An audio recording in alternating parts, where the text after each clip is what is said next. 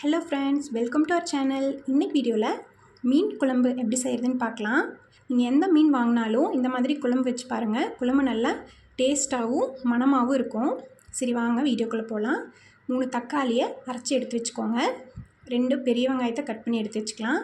ஒரு 15 பல் பூண்டு, இஞ்சியை தட்டி எடுத்து வச்சுக்கலாம். ஒரு கொத்து கருவேப்பிலையில் 3 பச்சை மிளகாய், 1 டேபிள் ஸ்பூன் வெந்தயம், 1 டேபிள் ஸ்பூன் மஞ்சள் தூள், 2 டேபிள் ஸ்பூன் மீன் குழம்பு மசாலா, ஒரு எலுமிச்சங்காய் சைஸ் அளவுக்கு புளி, ஒரு 7 டேபிள் ஸ்பூன் எண்ணெய். க்ளீன் பண்ணி எடுத்து வச்சுக்கோங்க மீனை. அது போக தேங்காய் பால் ஆட் பண்ணிக்கோங்க, நான் சொல்ல மறந்துட்டேன்.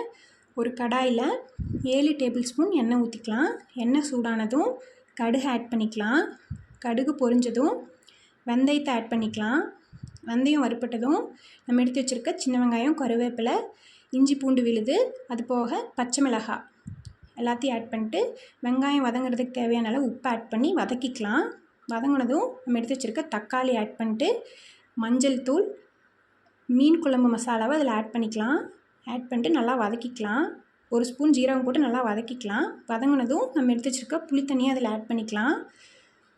ஒரு 5 to 7 மினிட்ஸில் புளித்தண்ணி நல்லா கொதிச்சிரும். கொதிச்சதும் நம்ம எடுத்து வச்சுருக்க தேங்காய் பாலை அதில் ஆட் பண்ணிக்கலாம். ஒரு 5 மினிட்ஸ்லேயே தேங்காய் பால் நல்லா கொதிச்சிரும்.